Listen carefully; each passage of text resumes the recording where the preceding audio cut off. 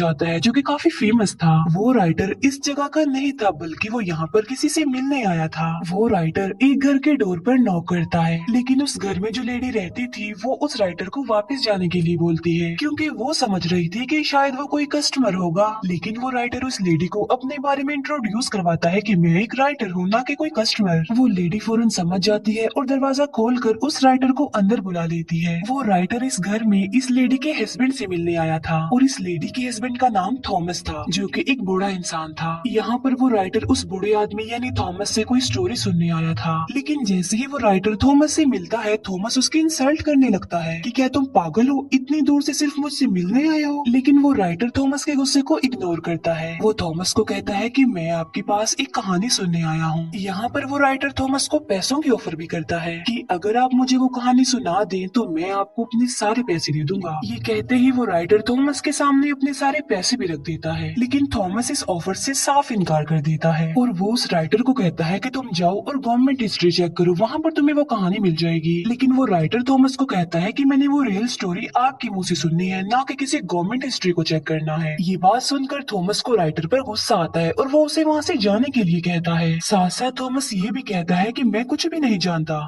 ये बात सुनकर वो राइटर अपसेट होकर वहाँ से जाने लगता है, लेकिन जो थॉमस की वाइफ होती है वो राइटर को वहाँ से जाने नहीं देती, वो उसका रास्ता रोक लेती है। थॉमस की वाइफ राइटर से माफी भी मांगती है उसके हस्बैंड के बिहेवियर पर। थॉमस की वाइफ राइटर को कहती है कि तुम उसकी किसी भी बात का माइंड मत करना क्योंकि उस स्टोरी के बारे में थॉमस ने आज तक किसी को भी नहीं बताया, इवन मुझे भी नहीं। और यहाँ पर थॉमस की वाइफ खुद थॉमस के पास जाकर उससे रिक्वेस्ट करती है कि वो अपनी स्टोरी सुनाए और उस इंसिडेंट के बारे में जो उनके साथ पेश आया था। तो फाइनली थॉमस अपनी वाइफ की रिक्वेस्ट सुनकर स्टोरी सुनाने के लिए एग्री हो जाता है। दूसरी बात ये है कि वो लोग काफी गरीब थे, उन्हें पैसों की जरूरत भी थी, इस वजह से भी थॉमस को मानना पड़ता है। थॉमस उस राइटर को अपने पास बुलाता है और उससे कहता है कि मैं तुम्हें सिर्फ उतनी ही स्टोरी सुनाऊंगा जितनी तुम बर्दाश्त कर सकोगे, क्योंकि ये कोई आम बच्चों की कहानी नहीं थी बल्कि ये काफी दुखी कहानी थी। थॉमस बताता है कि ये मेरी लाइफ का एक ऐसा इंसिडेंट था जिसने मुझे चेंज कर दिया। और अब थॉमस अपनी कहानी सुनाना स्टार्ट कर देता है। ये ईयर 1820 होता है। ये उस वक्त की बात है जब समंदर में वेल का शिकार किया जाता था। अब क्योंकि वेल का ऑयल काफी महंगा था इसीलिए उसका शिकार किया जाता था। उस वक्त काफी लोग वेल के ऑयल का बिजनेस किया करते थे और ये चीज उनमें कोई नॉर्मल नहीं थी, बल्कि लोगों को तो वेल का शिकार करने का, उसका ऑयल निकालने का बहुत ज्यादा क्रेज था। इवन लोग इस बात पर बेट भी लगाया करते थे कि जितने भी शिप समंदर में जा रहे हैं उसमें से ज्यादा ऑयल कौन सा शिप लेकर आएगा। वहीं पर हमें एक पर्सन दिखाया जाता है जिसका नाम होता है ओविन। ओविन जो कि एक कंपनी के लिए काम करता था। ओविन की एक वाइफ भी थी, इसका मतलब ये था कि वो अपनी लाइफ में बहुत खुश था। ओविन जिस कंपनी के लिए काम किया करता था उनका काम भी ये था कि वो वेल्स का शिकार किया करते थे। जाहिर सी बात है ये कंपनी भी ऑयल हासिल करने के लिए ऐसा किया करती थी। ओविन उस कंपनी के हेड से मिलता है। वो ओविन को बताते हैं कि इस बार हम समंदर में वेल का शिकार करने के लिए अपना सबसे एक्सपेंसिव शिप भेजने वाले हैं। वो लोग ओविन को कहते हैं कि उस शिप का ऑफिसर हम तुम्हें बनाकर भेजने वाले हैं। ये बात सुनकर ओविन काफी अपसेट हो जाता है क्योंकि इन लोगों ने ओविन से प्रॉमिस किया था कि नेक्स्ट टाइम तुम ही कैप्टन बनोगे, लेकिन उन लोगों ने अपना वादा पूरा नहीं किया क्योंकि वो तो कैप्टन किसी और को बना रहे थे और जिसको वो कैप्टन बनाना चाहते थे उसका नाम जॉर्ज था। जॉर्ज असल में कंपनी के एक ऑनर का बेटा था। इस बार भी कंपनी के वो हेड्स ओविन से प्रॉमिस करते हैं कि हम नेक्स्ट टाइम तुम्हें ही कैप्टन बनाएंगे। अब क्योंकि ओविन एक काबिल इंसान था इसीलिए उसकी सैलरी बढ़ा दी जाती है और इसीलिए ओविन उनकी ये बात मान लेता है और वो उन लोगों को कहता है कि मुझे रिटर्न फॉर्म में दो कि नेक्स्ट टाइम तुम मुझे ही कैप्टन बनाओगे। फिर हम देखते हैं कि ओविन अपने सफर पर जाने के लिए तैयारियां वगैरह कर रहा था।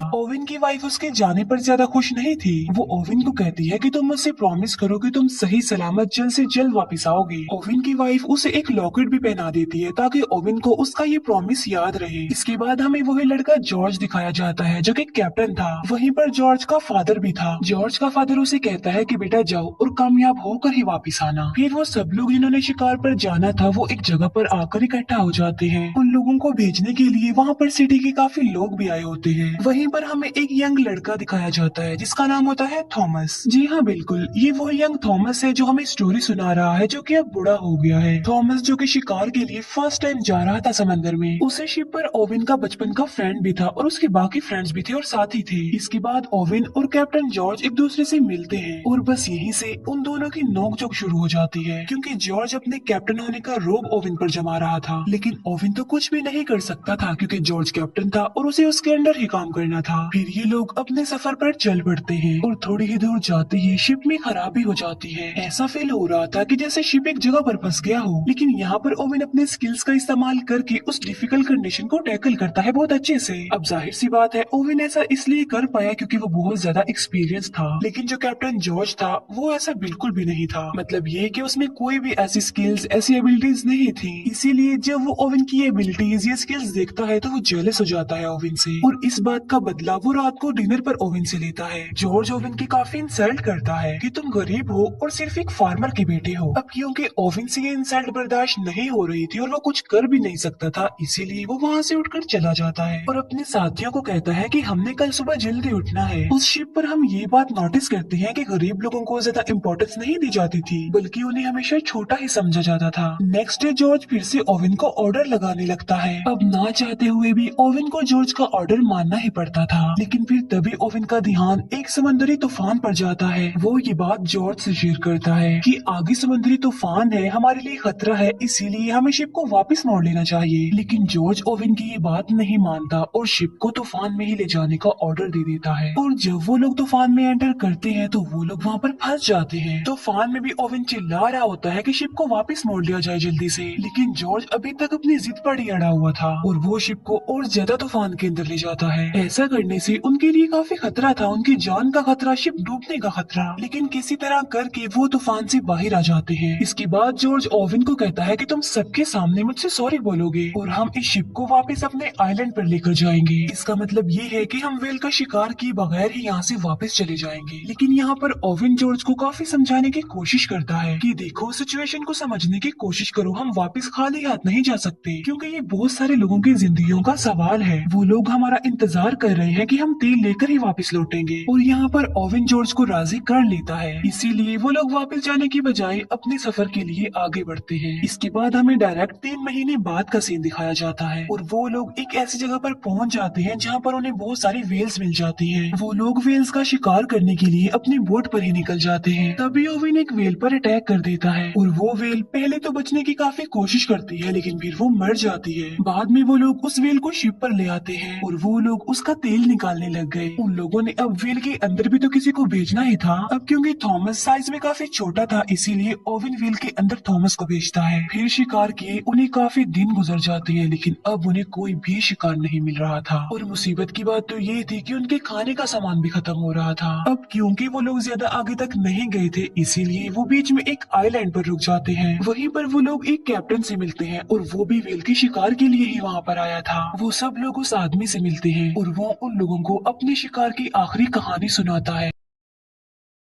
वो बताता है कि हम समंदर के बिल्कुल बीचों बीच आ गए थे, जहाँ पर उनका सामना समंदर की सबसे बड़े व्हेल से हुआ और वो व्हेल बहुत ज्यादा लंबा और बड़ा था, जिसे ग्रेट व्हेल कहा गया है। लेकिन ग्रेट व्हेल ने उनके शिप पर अटैक कर दिया, जिससे उनका शिप डिस्ट्रॉय हो गया, जिससे कैप्टन का एक हाथ और एक बाजू टूट गया और उसके बाकी साथी भी मर गए। लेकिन वो लोग उसकी बातों को सीरियस नहीं लेते। वो सोच रहे थे कि ये कोई मनगढ़ंत कहानी सुना रहा है, इसीलिए वो कैप्टन वहाँ से चला जाता है। लेकिन अब इन लोगों के दिल में लालच आ गई थी कि हमें भी उस जगह पर जाना चाहिए जहाँ पर वो ग्रेट व्हेल है। इसके बाद वो उस लोकेशन पर जाने के लिए आगे बढ़ते हैं। फिर हमें डायरेक्ट 14 महीने बाद की कहानी दिखाई जाती है और इतना ज्यादा सफर करने के बाद फाइनली वो उस जगह पर पहुंच जाते हैं जिसका उस कैप्टन ने इन लोगों को बताया था। और जहाँ पर वो ग्रेट व्हेल था, वो सब लोग अपने अपने हथियार लेकर, बोट्स लेकर उस जगह पर जाने लगे। अभी वो लोग आगे बढ़ ही रहे होते हैं कि ओवन की बोट पर कोई अटैक कर देता है, जिसकी वजह से वो लोग बोट से गिर जाते हैं। और यहाँ पर वो लोग फर्स्ट टाइम अपनी आंखों के सामने इतना बड़ा व्हेल, वो ग्रेट व्हेल देखते हैं। ये बिल्कुल वैसा ही व्हेल था जैसे उस कैप्टन ने स्टोरी सुनाई थी। लेकिन वो ग्रेट व्हेल फिर वहाँ से जाने लगी, लेकिन ओवेन के जो बाकी साथी थे वो अभी तक बोट में ही बैठे हुए थे। इसीलिए मौके का फायदा उठाकर वो एक व्हेल पर अटैक कर देते हैं, जिससे वो व्हेल को तो मारने में कामयाब हो जाते हैं। लेकिन उन्हें ऐसा करता देख वो ग्रेट व्हेल देख लेती है, इसीलिए वो सीधा आकर उनकी शिप पर ही अटैक कर देती है, जिसकी वजह से शिप डूबने लगती है। जॉर्ज भी बोट में बैठा बैठा हुआ ये सब कुछ देख रहा था, इसीलिए वो उस व्हेल को वहीं पर छोड़कर वापस अपने शिप की तरफ आने लगता है। अब क्योंकि उनका शिप डूबने लगा था तो इसीलिए जॉर्ज सबको ऑर्डर देता है कि वो शिप को छोड़ दे जल्दी से। वो सब लोग अब बोट्स में आ गए और जितना भी खाना पीना उनके हाथ लग गया था वो उसे ले लेते हैं। इसके बाद नेक्स्ट मॉर्निंग हम देखते हैं कि वो वहाँ से निकलने के लिए समुद्री मैप को देख रहे थे, लेकिन उन लोगों का वहाँ से निकलना अब काफी मुश्किल हो गया था क्योंकि वो लोग फिर से एक समुद्री तूफान में फंस चुके थे। इसी तूफान में ओवेन का बचपन का फ्रेंड भी काफी इंजर्ड हो जाता है। अब आहिस्ता आहिस्ता दिन गुजरने लगे। ओवेन अपनी जख्मी फ्रेंड की मदद किया करता था, जबकि ओवेन के बाकी साथियों को वो सिर्फ बोझ ही लग रहा था और कुछ नहीं। इसके बाद हमें 1 महीने बाद की स्टोरी दिखाई जाती है, जहाँ पर इन लोगों के पास अब खाना भी खत्म हो गया था। उनकी हालत इतनी ज्यादा खराब हो गई थी कि अनकरीब वो मरने वाले थे, लेकिन तभी उनके एक साथी को जमीन नजर आ जाती है, इसीलिए उन्हें थोड़ी तसल्ली हो जाती है और वो उस जमीन की तरफ जाने लगते हैं। अभी वो लोग बस किनारे तक पहुँचने ही वाले होते हैं कि ओवेन को वहाँ पर कुछ फील होता है और वो कोई और नहीं बल्कि ग्रेट व्हेल थी, जो कि उन सारी बोट से टकरा जाती है और उनकी बोट्स टूट जाती हैं। तो वो लोग समंदर की लहरों के साथ किनारे तक पहुंच जाते हैं और अब उन लोगों की हालत किसी जानवर से कम तो नहीं थी, यानी आइलैंड पर आकर उन्हें जो कुछ भी मिलता जा रहा था वो उसे ही खा रहे थे जिंदा रहने के लिए। फिर जॉर्ज अपने साथियों को आग जलाने के लिए बोलता है, जिससे होगा ये कि अगर समंदर में कोई शिप होगा तो वो उन लोगों को देख लेगा और उन्हें वहाँ से ले जाएगा। जहाँ पर वो लोग रह रहे थे वो एक बंजर आइलैंड था, वहाँ पर कोई आबादी नहीं थी। फिर एक दिन खाने की तलाश में उन्हें उस आइलैंड पर एक केव मिल जाती है, जिसके अंदर बहुत सारे लोगों के स्केलेटन्स पड़े हुए थे। इसका मतलब ये है कि वहाँ पर पहले भी लोग आकर फंस चुके थे, लेकिन उनकी हेल्प के लिए कोई नहीं आया। इसीलिए वो लोग सोच रहे थे कि वो भी एक दिन उन्हीं लोगों की तरह मर जाएंगे। फिर वो लोग वहाँ से निकलने का फैसला करते हैं और अपने टूटी हुई बोट्स को रिपेयर करने लगते हैं। उनमें से कुछ लोग आइलैंड पर रहने का ही डिसाइड करते हैं और उन लोगों में ओवेन का बचपन का फ्रेंड भी शामिल था। लेकिन जाते जाते ओवेन अपने फ्रेंड से प्रॉमिस करके जाता है कि मैं तुम्हारे लिए हेल्प जरूर लेकर आऊंगा।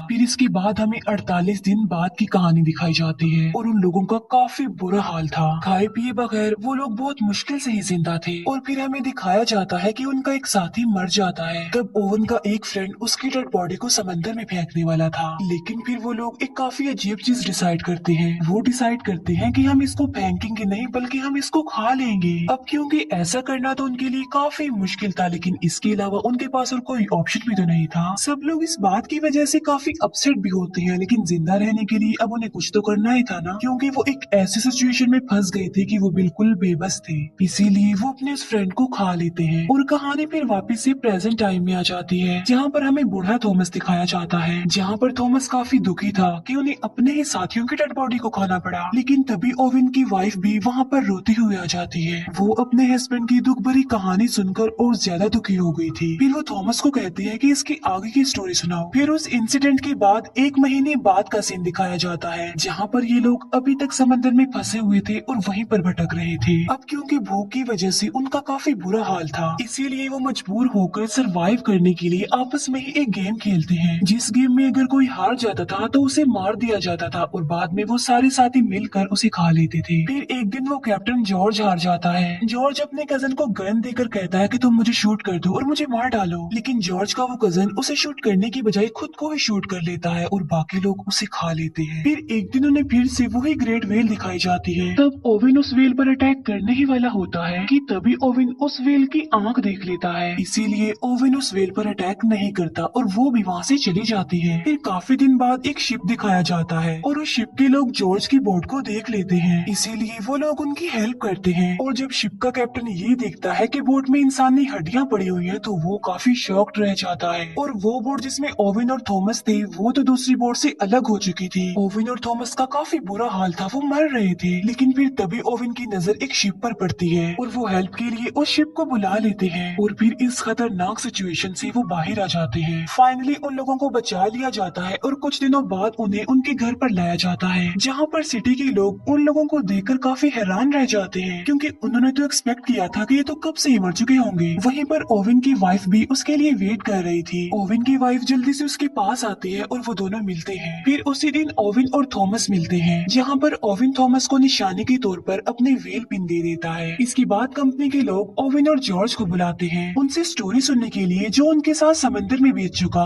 अब क्योंकि उनकी बात पर बिलीव तो किया जाने वाला नहीं था, इसीलिए ओविन वहाँ से जाने लगता है। ओविन जाते जाते जॉर्ज को कहता है कि तुम अपने कैप्टन होने का फर्ज अदा कर दो, इन्हें सब कुछ सच सच बता दो। जहाँ पर जॉर्ज पहले तो झूठ बोलता है, लेकिन फिर वो सारी बात सच बता देता है। लेकिन कंपनी के जो लोग होते हैं वो कोई मनगढ़ंत कोई झूठी कहानी ही बता देते हैं। इसके बाद हमें फिर से ओविन दिखाया जाता है। अब क्योंकि ओविन को अ काइंड ऑफ नई जिंदगी मिली थी, इसीलिए वो अपनी न्यू लाइफ का बड़े अच्छे से स्टार्ट लेता है और वादे के मुताबिक उसने उस आइलैंड पर अपने फ्रेंड के पास कोई बोट भी भेज दी। लेकिन अब काफी देर हो चुकी थी क्योंकि ओविन का फ्रेंड मर चुका था। और यहाँ पर थॉमस की कहानी कंप्लीट हो जाती है। कहानी सुना देने के बाद थॉमस उस राइटर से पूछता है कि क्या तुम इस कहानी को दुनिया के सामने लाओगे, जिस पर राइटर कहता है कि जी हाँ, लेकिन मैं स्टोरी को एक ऐसा मोड़ दूंगा जो कि रियल इंसिडेंट पर बेस्ड होगी। इसके बाद हमें काफी महीनों बाद का सीन दिखाया जाता है, जहाँ पर हम देखते हैं कि उस राइटर ने बुक लिख दी और वो काफी फेमस भी हो गया। और इसी के साथ ये मूवी यहीं पर एंड हो जाती है। Thank you for watching.